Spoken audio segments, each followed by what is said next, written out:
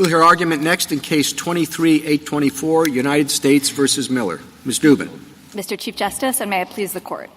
The Bankruptcy Code grants trustees an array of avoidance powers, including the power to avoid fraudulent transfers under Section 548, subject to a 2-year federal look-back period.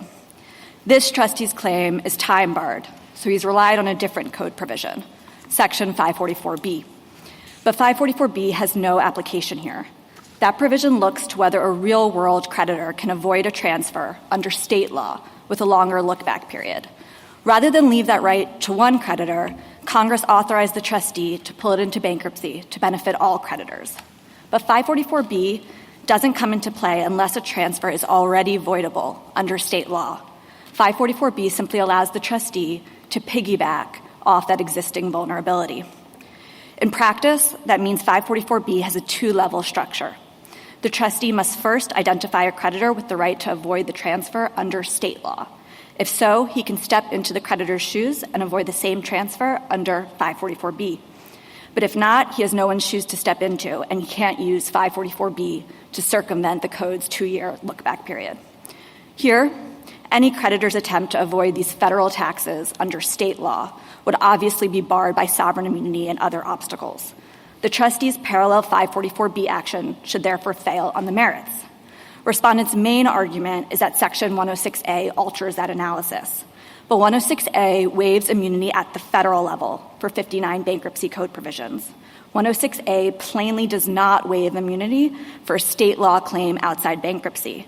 And 106A likewise makes clear that it does not alter the substance of the identified code provisions.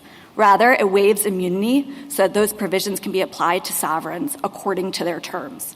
And here, 544B, by its terms, allows a trustee to avoid a transfer if and only if a creditor could avoid that transfer outside bankruptcy.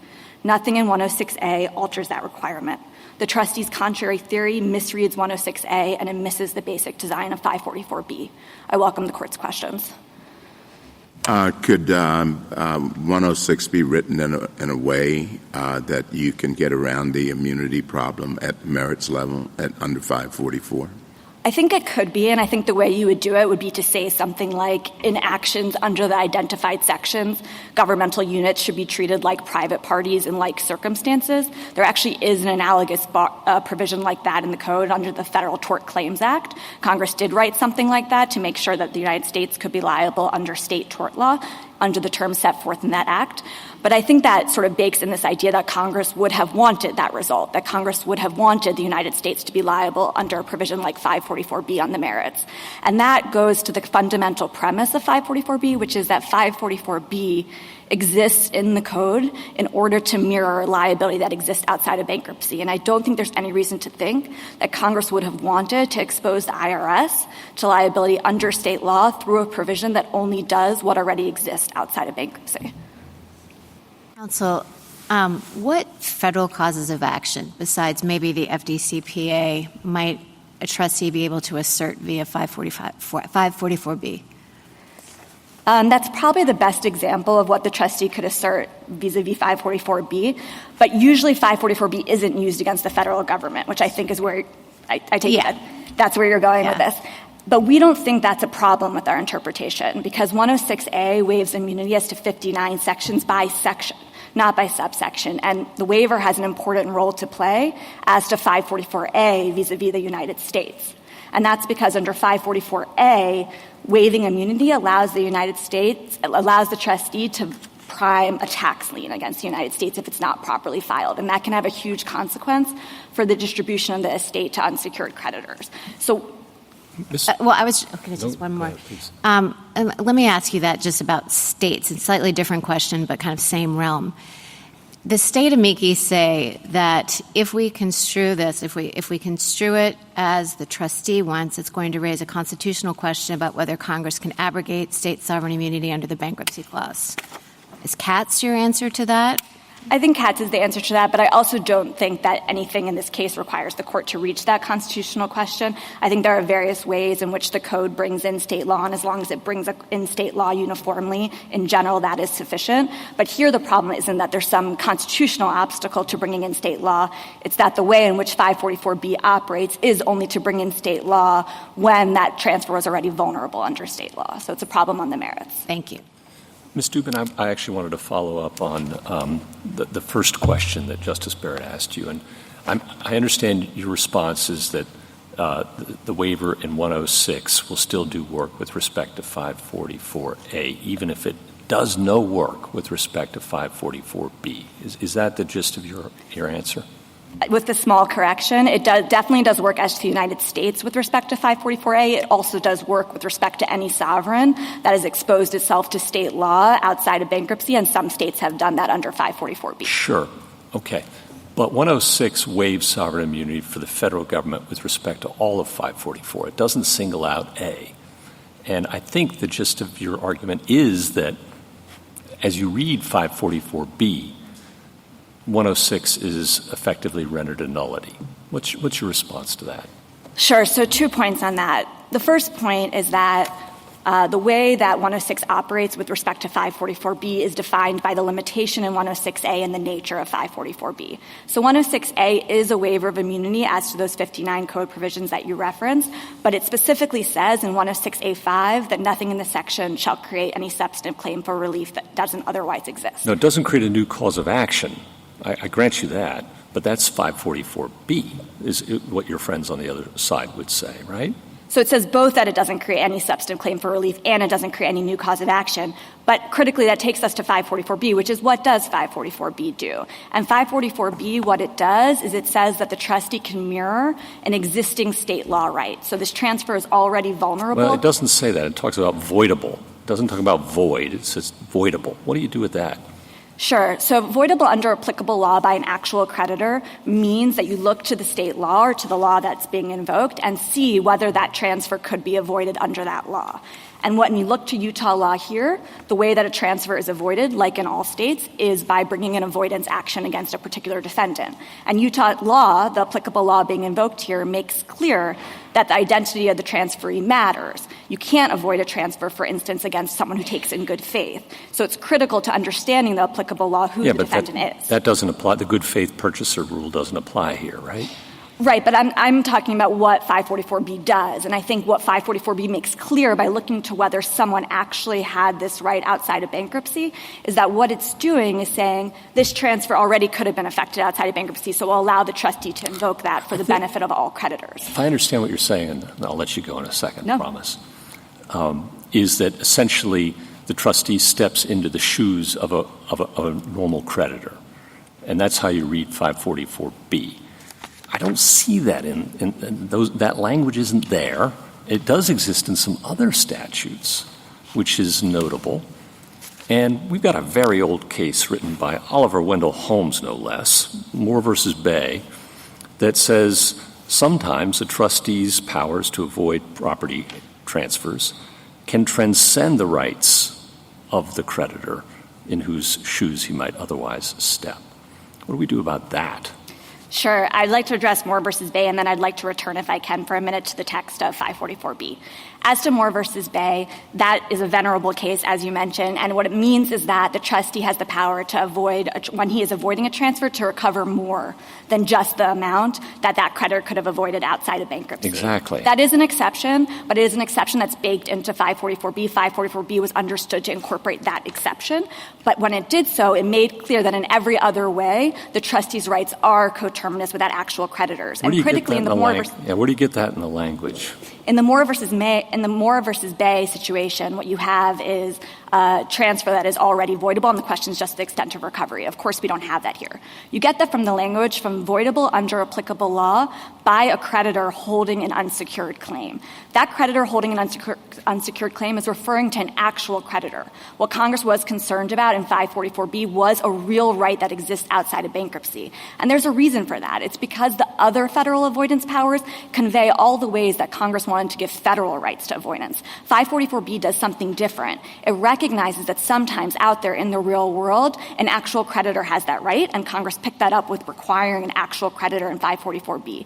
But I wanted to also address the point that you said where you said that we think that this is what the text means. It's not what we think the text means. It's how this provision, 544B, has been interpreted for over a century. It is uniform case law. Well, that's why we're here, right? No, we're here on the 106A question. We're here how the two interact, yeah. Well, kind of. All of the cases in the split on 106A are all asking how does 106A affect that actual creditor requirement. None of them are challenging the actual creditor requirement. If you look at all those cases, for instance, DBSI, the case that started this split in the Ninth Circuit, everything about that case acknowledges this. Everyone agrees 544B operates by looking for an actual creditor. The question is when the defendant is the United States, how does 106A affect that analysis? Are you supposed to disregard sovereign immunity that would exist in an actual creditor suit? Everyone accepted that as a premise because that is how 544B has always been understood. Ms. Dubin, and you say this actual creditor requirement, which everyone acknowledges exists in 544B, is there for a reason. And I've been struggling with that, and I want your reaction to this. Is it because Congress was making a policy choice related to its concern about the potential disruptive nature of avoidance? So the general trustee avoidance power has a 2-year statute of limitations because when you come in and you void a previously existing transaction involving innocent third parties, that's like a big deal. That's causing a lot of disruption in the market. And so ordinarily, a trustee can only do that for 2 years after that transaction has occurred. There's no such limitation in the 544B world in terms of timing, but maybe, this is my theory, the relevant limitation is this actual creditor requirement, that what's happening there is the trustee gets the avoidance power, but only to the extent that an actual creditor could have affected the same kind of disruption in the market by bringing this kind of action on his own. What do you think about that? I think you have it exactly right, but I would add one piece to it, and it's why does Congress care that an actual creditor has that right in the real world? And it's because that transfer could be invalidated in the real world as to that transferee. So all Congress is doing is saying that the trustee, instead of leaving that right to one creditor alone, he is going to vindicate the principle of equality among creditors, equality of distribution, bring it into the bankruptcy, and that transfer can be avoided for the benefit of all creditors. But absent that situation where this transfer is already vulnerable, Congress's policy judgments about repose, about who should be able to avoid a transfer govern, and 548 governs other than in that situation. Counsel, Can I take you say at a foot? Oh, go ahead. I think this will be quick. You say in a footnote in your brief, and this follows up on Justice Jackson's question, that the way this would work for the actual creditor who actually had the claim in the real world is that if the bankruptcy estate is closed and that person is actually still holding the claim, that they could then pursue it assuming that it was still available. How often does that happen? I think it happens. I don't know. I can't give you exact numbers, but it certainly can happen. It's not some fantasy. Of course, if the actual creditor has a right that the trustee can invoke and it's used in 544B, then there will no longer be the right outside of bankruptcy. But if, for instance, the trustee doesn't take advantage of that right or runs the statute of limitations within bankruptcy, then the actual creditor will regain the right when the bankruptcy closes. And it's same for if the transferee has the money and then if the actual creditor runs and grabs it before the trustee has a chance, then the trustee can't get it because presumably there's preclusion that would apply. That's right. Can I take you back to the distinction between 544B and 544A that you're drawing? And as I understand the difference between the two sections, it's 544B concerns an actual creditor and 544A concerns a hypothetical creditor. Why wouldn't sovereign immunity play similarly with respect to both those provisions? So to the extent that sovereign immunity is always going to bar a 544B action, why wouldn't it do the exact same thing with the hypothetical creditor in a 544A action? Sovereign immunity will operate in the same fashion whenever what the Bankruptcy Code provision is asking you to look to is whether an action could be viable outside of bankruptcy in the real world. But 544A doesn't require that. And I think a really good example of that is the tax lien that we've been talking about. 26 U.S.C. 6323 says that a tax lien that isn't properly recorded isn't valid against a judgment lien creditor. It simply isn't valid, no immunity required. The trustee is allowed to step into that shoes of that judgment lien creditor under 544A. So he now has that. The lien is not valid against him. How does 106A help him? 106A helps him enforce that. He can now prime the United States. He now has priority over that tax lien. There's no issue of immunity outside the bankruptcy proceeding, and 106A removes the immunity within the bankruptcy proceeding. This is done quite a lot. The way it manifests in practical terms is usually when we have a tax lien that's not properly recorded, we will file as an unsecured creditor because we know the trustee can prime the lien. Of course, if 106A wasn't there, that wouldn't be the case. Got it.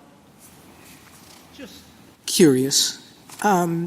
Why did the trustee not act within the 2 years under 548 here? He was too late by the time he was appointed. It was too. It wasn't just the appointment. At the time the bankruptcy was filed in 2017, these transfers were in 2014. The 2-year look-back period had already expired. And that goes to the concerns Justice Jackson was talking about, which is this repose that the federal statute bakes into it. All right. Thank you. And as a practical matter, is that what 544B gets you that you don't get under 548? That, the 2-year statute of limitation and 548 versus some states have longer look-back periods? That's exactly right. In most situations, the terms of 548 are basically very similar to the terms in the state law in the Uniform Fraudulent Transfer Act and its successors. You're basically looking for whether a transfer was given for reasonably equivalent value and whether the debtor was insolvent. And those terms are essentially very similar in 548 and in the state laws being incorporated through 544B. But as you say, many states have adopted longer look-back periods or longer limitations periods, 4 years or even 6 years. So that would be why the trustee is using 544B. The trustee can do so if an actual creditor could have done so outside of bankruptcy because that transfer was vulnerable, but he can't do so where no actual creditor already had that right. Then he's stuck with 548, and he would be stuck with 548 in this case. Just taking a step back, Ms. Dubin, there is something a little bit peculiar about the argument, right? Saying 106 waives sovereign immunity, and what happens as a result of that is you can hail the trustee into court, and then the trustee gets to court, and it turns out he always loses. So what was the point of the thing? Sure. So 2 points on that. On the first point, he loses because of the nature of 544B, because of the merits. I understand get that. It's just like, why does that matter to him? Or why would it have mattered to Congress, more to the point? Like, why would Congress have gone to this trouble of waiving sovereign immunity if the trustee was always going to lose anyway as a result of the substantive question in the suit? Yes. So this goes to my second point. 106A is not a waiver about 544B. 106A waives immunity with respect to 59 code provisions. It is a general waiver. Yeah. Do you think you would have the same argument if it was just a 544 waiver? I think this would be a much harder case if it was just a 544B waiver. I don't think it would be a hard case if it was a 544 waiver because of the work that does in 544A. I think if you had the same waiver written with respect only to 544B, you would have this question as to why Congress wrote a waiver that doesn't have practical effect as to the federal government. But if I understand the argument that you're making, you're saying, well, because Congress included so many things, we don't have to take any one of them particularly seriously. That is not at all our position. Our position is— Because it doesn't sound all that good. Yes. So that is not our position, and let me explain why. First of all, 106A identifies each of the 59 provisions, not by subsection, but by section. So it has to have meaningful effect as to each section, and it certainly does have meaningful effect as to 544A. When Congress was identifying sections for which the waiver of immunity would operate, of course it would include Section 544. But I think it is also crystal clear that Congress would not have thought that that waiver of immunity would expose the IRS to substantive state liability under 544B. And that's because Congress specifically said in the waiver that nothing in the section creates any substantive claim for relief that doesn't otherwise exist. And everyone has always known that the way 544B operates is only by pulling in existing state law liability. And everyone knows that the IRS is not subject to existing state law liability. So when Congress wrote a waiver that included 544, I think it is very clear that Congress did not think that that waiver would have the effect of altering substantive liability as to the IRS that could never exist outside of bankruptcy. on what Congress might have been thinking. The other the other side says that your position will create a playbook for fraud, that you pay your personal tax debts with corporate funds and let the IRS then, in their words, hide behind sovereign immunity. That would shortchange creditors. So I want to make sure you respond to that. Thanks. I appreciate the opportunity to do that. I think that argument and those considerations cut the opposite direction. The trustee's position here would allow these insiders, the wrongdoers here, to go free. In his world, he recovers this money from the IRS.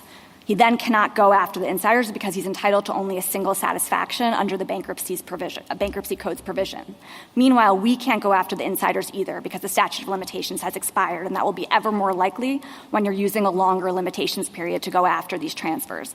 By contrast, under our view of the world and how this is supposed to work, when you're outside the look-back period, you should be going after the insiders, and you have claims to do that because they are the wrongdoers here. They used corporate funds to pay their own debts.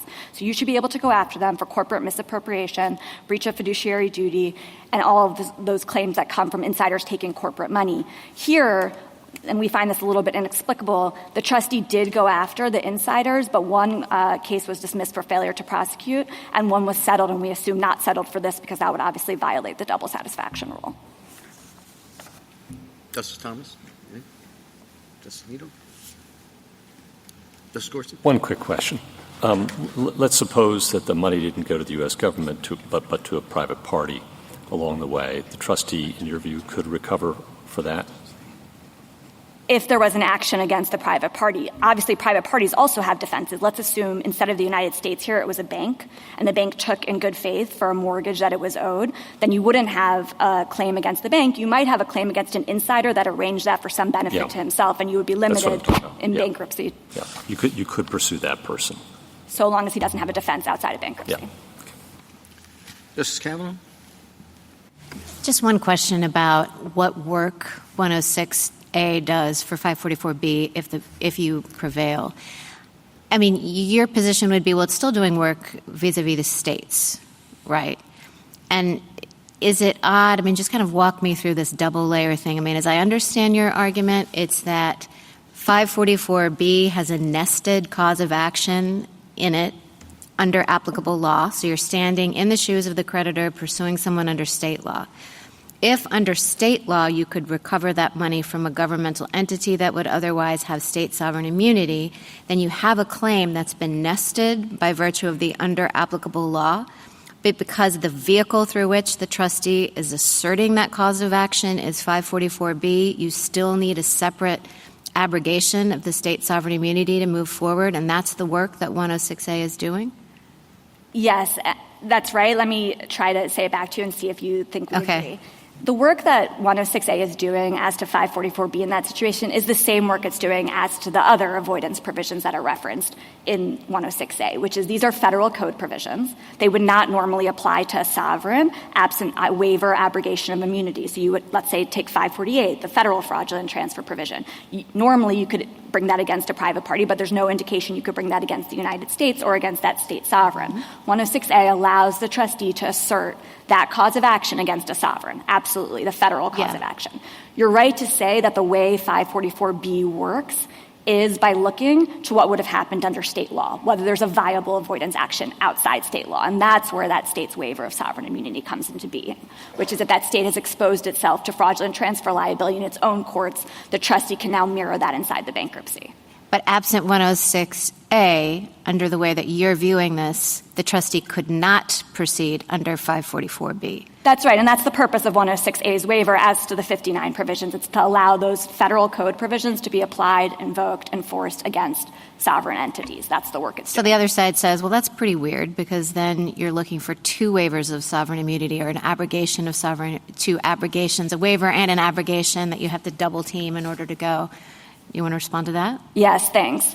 I don't think that our position is asking for two waivers. To the contrary, what our position is resting on the premise of is that when Congress made a provision like 544B, which turns on liability that exists outside the code, it doesn't mean to affect that by waiving immunity inside the bankruptcy proceeding. So we disagree with the premise that Congress wanted to accomplish this thing. But you're right to say that if Congress wanted to accomplish it, the way to do it would be it has to do something about 544B. And the answer would be to alter, the most obvious answer would be to alter the way 544B operates. And instead of operating on the basis of an action that's actually viable outside bankruptcy, which again is not our interpretation, it is the uniform understanding for over 100 years of 544B and its predecessor provisions, would be instead of requiring that, it would say something like in 544B, transfers to the United States are voidable to the same manner and the same extent as transfers to a private party, similar to what Congress did in the FTCA context.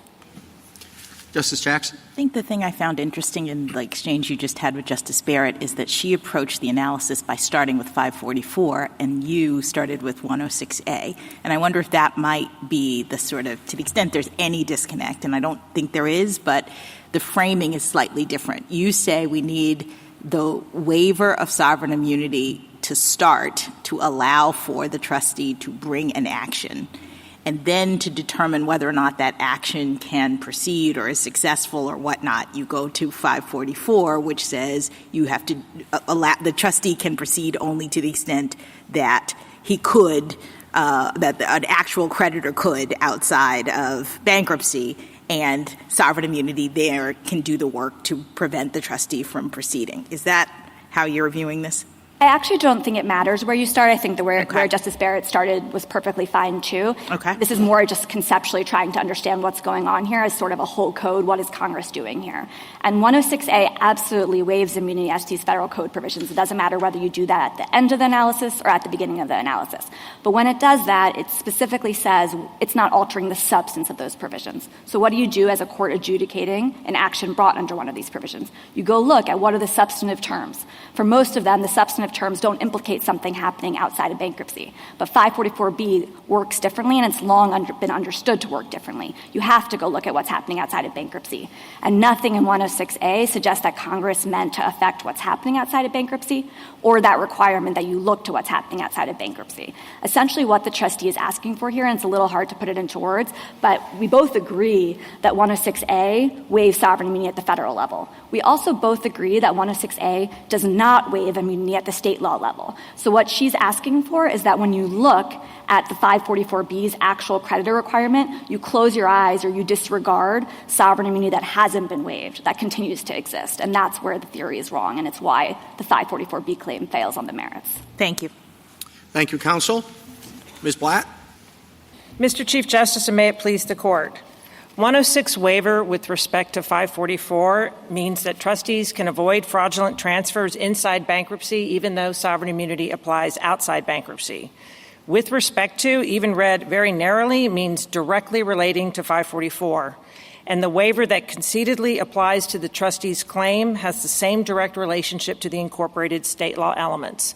No textual or logical distinction exists between the two. 106A2 also lets courts hear any issue respecting 544's application to governments, so courts can thus hear these claims without regard to sovereign immunity. Congress waived immunity knowing that 544 has always required trustees to step into creditors' shoes under state law. By waiving immunity, Congress clearly expected trustees to sue governments by relying on state law. Congress could not have plausibly intended to waive immunity only to see it snuggled in through the back door under the guise of applying state law. Nor is it plausible that Congress has ever waived immunity but only contingent on a second waiver. No such statute exists in the U.S. Code, nor does any statute contain a double waiver. Congress spoke expressly when it wanted to give the IRS special treatment and to make exceptions for fraudulent transfers, but it did neither for the IRS in 544. The government's position overrides these choices and allows the IRS to keep assets that every other transferor would have to return.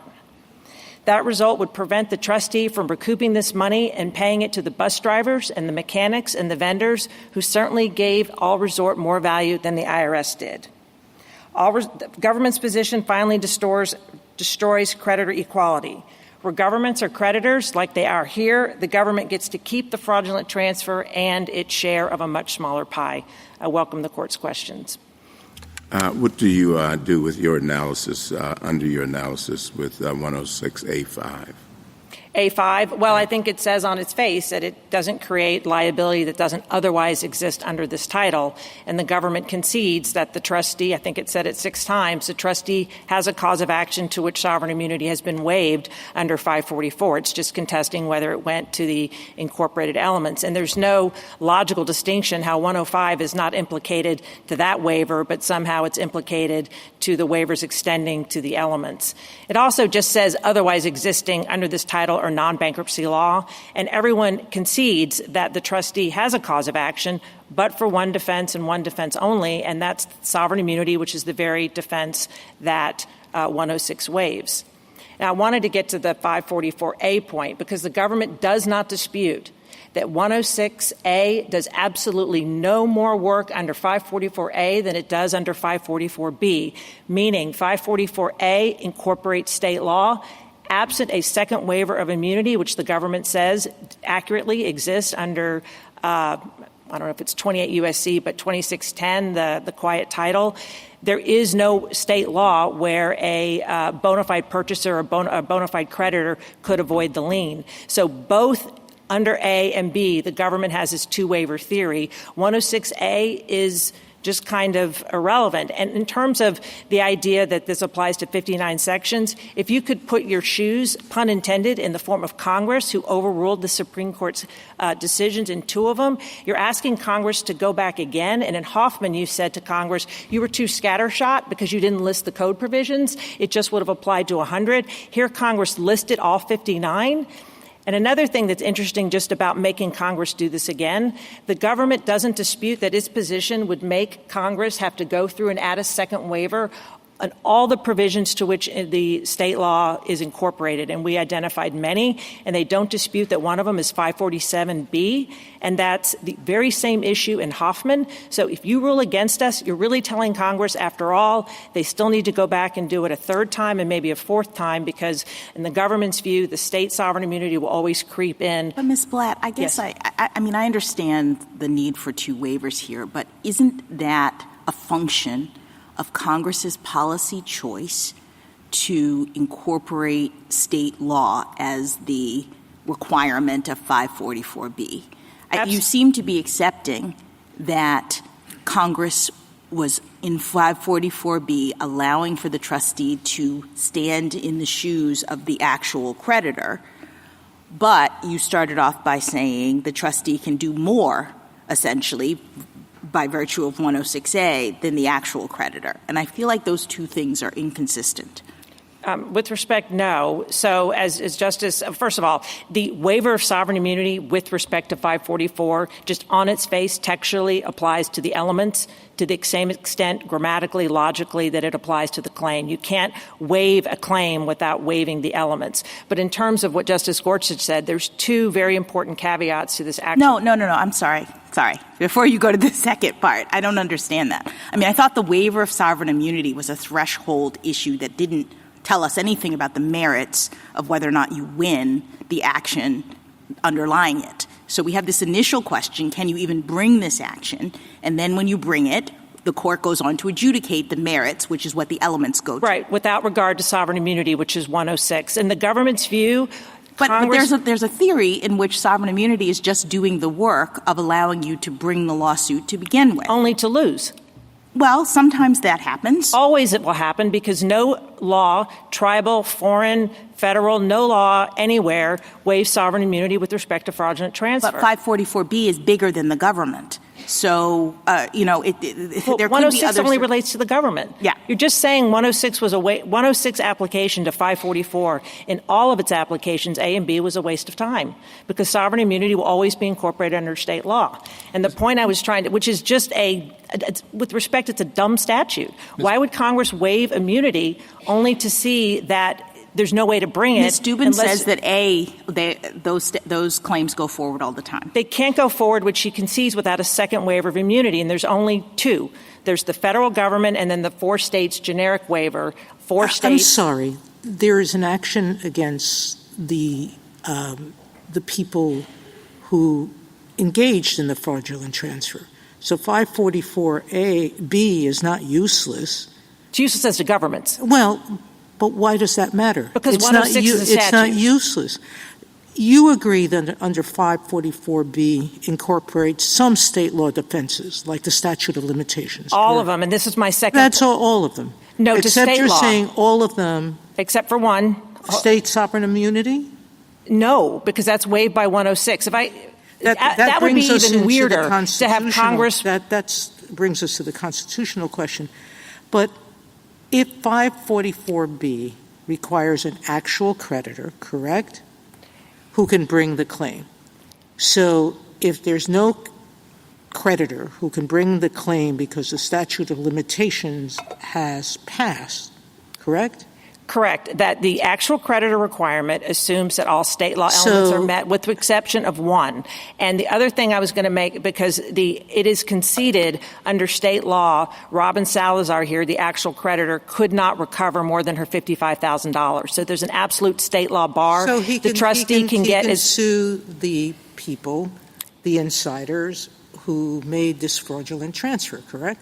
Right, and he tried. It was not dismissed for failure to prosecute until it's settled. I don't know why, but he could have. He did. He did. One of them he settled with. The other, I don't know what he didn't. He went bankrupt. He went bankrupt. But they took over $2 million out of the estate. I'm not sure why we're going to have to incorporate 106B into the state law defenses. I think we're saying incorporate the waiver of sovereign immunity into the only way the trustee can bring this claim, which was relying on state law. The other just... All right. Thank you, Ms. Blatt. If I might just turn us to 544B, where I think, the rubber meets the road. And the view I think, is common ground that the trustee steps into the shoes of the creditor. And then the question is, what does this voidability language mean? And one view is, well, you got to look at to whom the transfer was made. I think that's the government's view, that matters. Yeah, the statute doesn't say that. If I might. Yeah. We're almost there. The government says, well, okay, you step into the shoes of the creditor and you look at the identity of the transferee. And here, because the transferee is the government, you're out of luck. Your argument, as I take it, is the statute doesn't say that. It says you ask whether the transfer is voidable by the creditor, and by the debtor here, whoever he is. And is it voidable? And that transfer is voidable because it was done unlawfully, fraudulently. And when Congress wants to identify the transferee and make a difference there, it does so. For example, it protects good faith purchasers in some other statutes. Have I got the gist of the dispute accurately there? That's correct. And Justice Sotomayor, what's critical to understand is the government's view is that the trustee illegally went after the insiders because they, too, would be able to assert sovereign immunity. Their view is the trustee, because this went to the United States, it will always block any transfer because the United States, there's no way to ever get at this money. So the trustee, if it ever goes to the IRS, which has over 10 years to seek 10 years, which is a lot longer than the 4-year statute of limitations to go after tax liability and is a lot more capable than I would say the bus drivers and the workers who work for this estate. The trustee is not here for his personal benefit, but to get money to people who need it. Can I ask you a follow-up to Justice Gorsuch's question? How is it – so I get that the statute doesn't mention the transferee. But does that make 544B different from 544A? Because isn't the suit you're asserting somewhat hypothetical rather than actual if you're just imagining the claim existing kind of in the ether? Yes. So the actual, because that's the creditor, there has to be an actual creditor, but it doesn't matter who the transferee was. So the transferor here was all resort, the debtor, but the statute just requires by the creditor. It doesn't say as to who the defendant would be. And so, just because there's got to be a way under state law to go after all the wrong parties, a creditor in Robin Salazar's shoes could always go after both all resort, that was bleeding assets, the wrongdoers, Bizarro and Cummins, and also the United States. But you concede, right, that other defenses would be available? State law besides sovereign immunity? defenses. State law defenses. And how can you know what those defenses would be if you weren't considering who the transferee was? Well, so because the defenses that I know of and that the cases are talking about are things like stuff that runs to Robin Salazar, like collateral estoppel, like if she had already brought the claim, or res judicata, or latches. So it's not there are statutory defenses about good faith transferees, and those would be actual defenses that would go to recovery. But in just pure voidability under Utah law, and this works with all fraudulent conveyance, you're just looking at the elements whether the transfer is voidable. The recovery is a separate issue, both under state law and federal law, like how you go and get the money. But the actual voidability just goes to the transfer. That's why this court has recognized it's in the nature of an NREM proceeding. So you can have. I'm sorry. Just last question. You said before that when you're thinking about whether 106A has any work to do for 544B, that there is no state that you are aware of that has waived sovereign immunity in this fraudulent transfer context. Correct. So that it would be a dead letter? You're sure about that? It's not a dead letter as to the 4 states that waived immunity generically. So, but it is a dead letter because those are a 2-year period and they can already be sued under 548. So the government concedes. Well, but there was a difference about when the statute was enacted. For sure. Yeah. But today, it's a dead letter as to all governments. Except for the 4. And that's only because of the way, put aside but let's see, the timing issue. We're talking about a question of statutory interpretation. Yeah, it had a 1-year impact for, until it was amended to 2 years. But during that 1 year, there were 4 states. There were 4 states. But, boy, Congress did a lot. Did a lot of work for so little effort, and that's only because of a generic waiver. But as a practical matter, and which I was saying is so ironic, is that Congress would say we are abrogating very clearly sovereign immunity, but it's only contingent on the sovereigns who we just abrogated for them agreeing to our waiver. And that is just a case I've never heard of that says that. States could do it in the future, too. Yes, it's like a statute with a contingent remainder. I just don't know of many statutes that are like, here's a waiver, and we hope that everyone else will get on, there's no statute like that that's contingent. It's bad enough to try to get a waiver when you have a clear and ambiguous waiver, and Congress acted to say, notwithstanding, it's abrogated, and then they list all 59 sections, and the government says, yeah, but you need a second waiver if you ever have to rely on state law. And I do think it's significant that no case of a century is talking about a federal defense.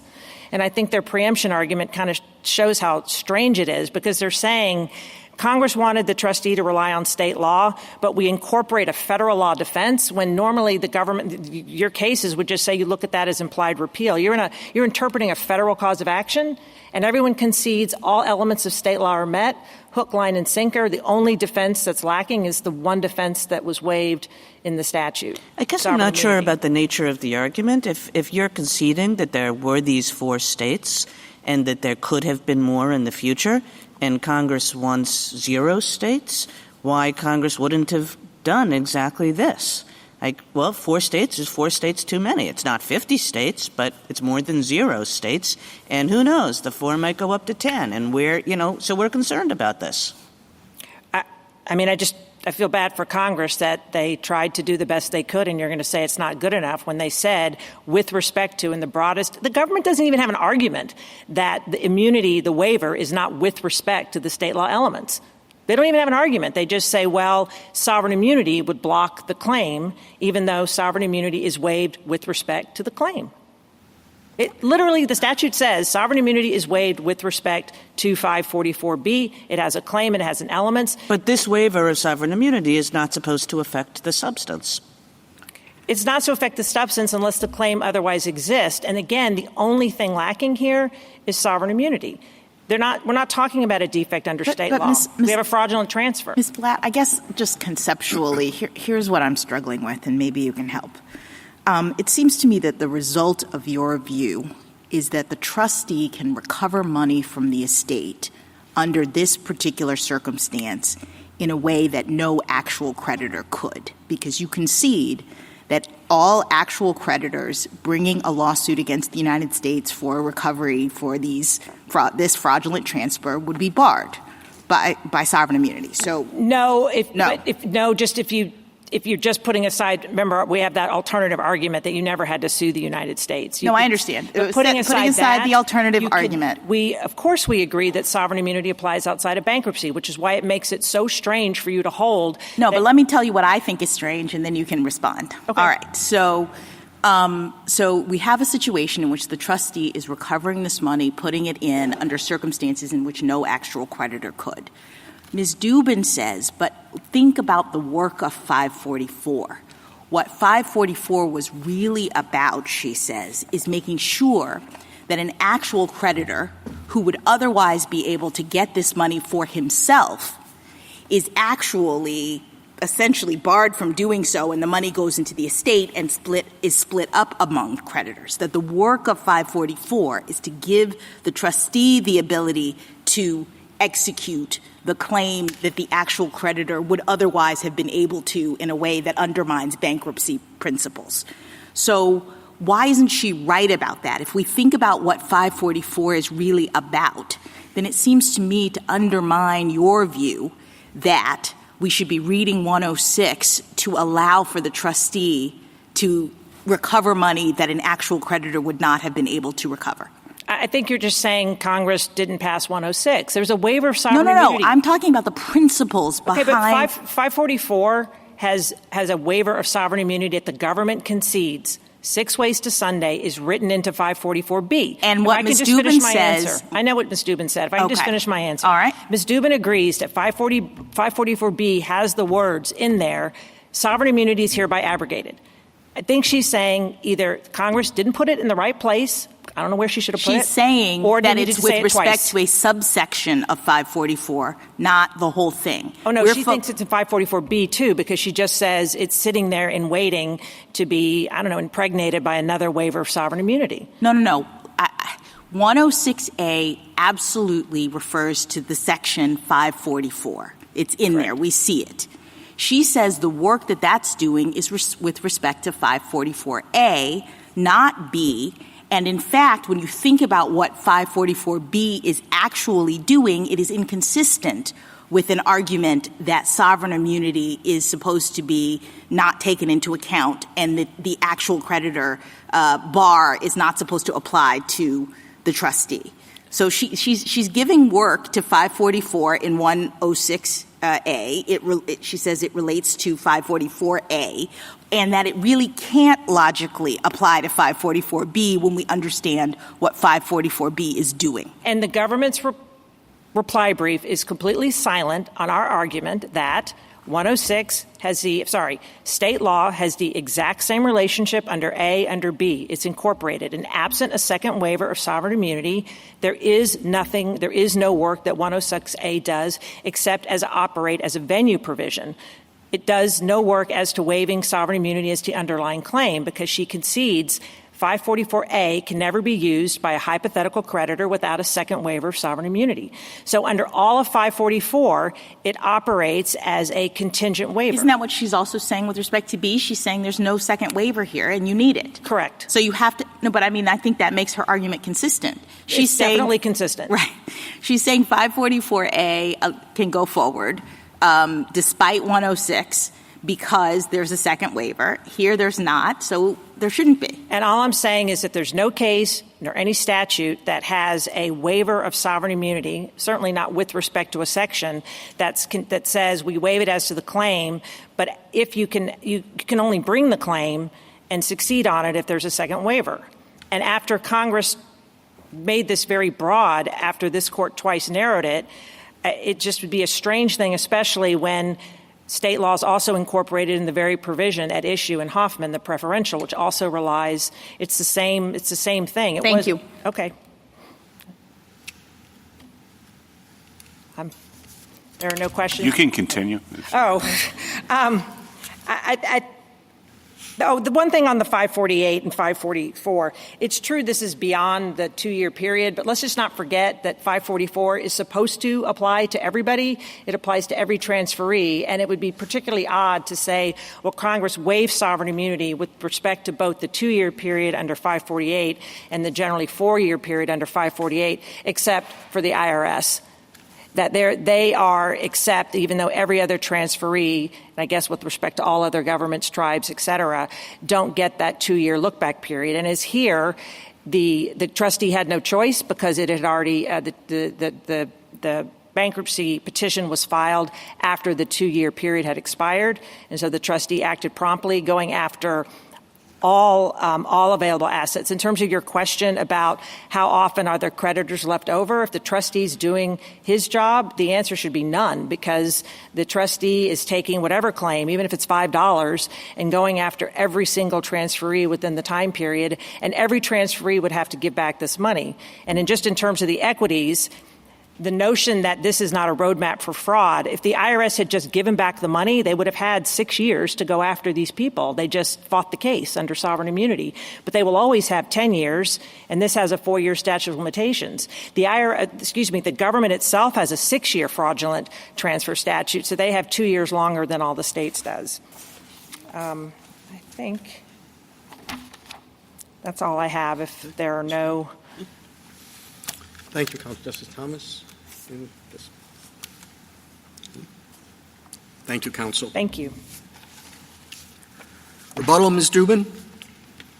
Thank you, Mr. Chief Justice.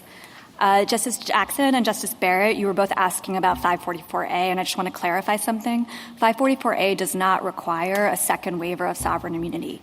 26 U.S.C. 6323 gives a hypothetical judgment lien creditor the right to prime a federal tax lien that isn't properly recorded. There's no suit required to do that. It just means that that tax lien is not valid against that hypothetical judgment lien creditor. The trustee can then step into the shoes of that judgment lien creditor. Again, no waiver of immunity required, and that is all encompassed within 544A and 26 U.S.C. 6323. Where 106A comes into being is to allow the trustee to effectuate that right within the bankruptcy proceeding, to bring an adversary proceeding, to do things to make sure that it is enforcing the priority of that lien. Second, I wanted to come back to Justice Barrett's question about the defenses that a transferee could raise. This is in the red brief appendix at 9A, which is also Utah Code 2569. The good faith defense is defense to a transfer, not to avoidance, not to recovery. The third thing is that the trustee said that, in our view, you can't go over the insiders. That is not correct. You absolutely should go after the insiders and can go after the insiders. Our point is that going after the insiders in an avoidance action doesn't affect the rights of the United States. It just affects the transfer vis-a-vis the insiders. Justice Gorsuch, you asked a few times about the argument that 544B looks and requires an actual creditor. That is the trustee's alternative argument, but on the primary argument, everyone agrees, all the circuits have agreed, it is the uniform practice for over 100 years, and in fact, this trustee has always pointed to a suit against the United States as the predicate for the 544B action. We don't think there's any reason to reach the alternative argument in this case, but if you do, for the reasons we explained in our reply brief, it's wrong. Finally, stepping back and moving to the primary argument, there's been a bunch of questions about 544B and what Congress would have wanted here. And the point that we've been making is that 544B has always been understood as a provision that brings liability that already exists into the Bankruptcy Code. There's no reason to think that when Congress generally waived immunity as to 544 and specifically said that it was not affecting the substance of those provisions, that what it actually was doing was creating new liability that had never existed against the United States under state fraudulent transfer law. Finally, on 106A, we think we have the much better reading of the text of 106A. The trustee's reading essentially hinges on the words "with respect to," which cannot bear that weight. And if you add in the clear statement rule, we think we certainly should prevail on the text. But we have obviously been losing. We've lost this case in 3 courts. And I think the reason is that there's some intuition, that there's something strange about what's going on here, that somehow our reading renders 106A an empty gesture as to 544. But that's not right for the reasons we've discussed today. Under our reading, 544A has important meaning as to the United States, and 544B has meaning as to any sovereign that's waived its sovereign immunity from a fraudulent transfer action, as 4 states have done. But the trustee is right that his reading would mean that 544B would have more effect as to the United States. But I submit that that's a bug, not a feature of the trustee's reading. I don't think that Congress wanted to expose the United States to fraudulent transfer liability based on the terms set by state law, and I think we know that from the text of 106A. But Congress also passed a federal fraudulent transfer provision in Section 548, and it selected a 2-year look-back period. And there's every reason to think that Congress intended that look-back period to apply to the IRS, not indeterminate limitations periods set by 50 states. We ask that you reverse the judgment below. Thank you, counsel. Case is submitted.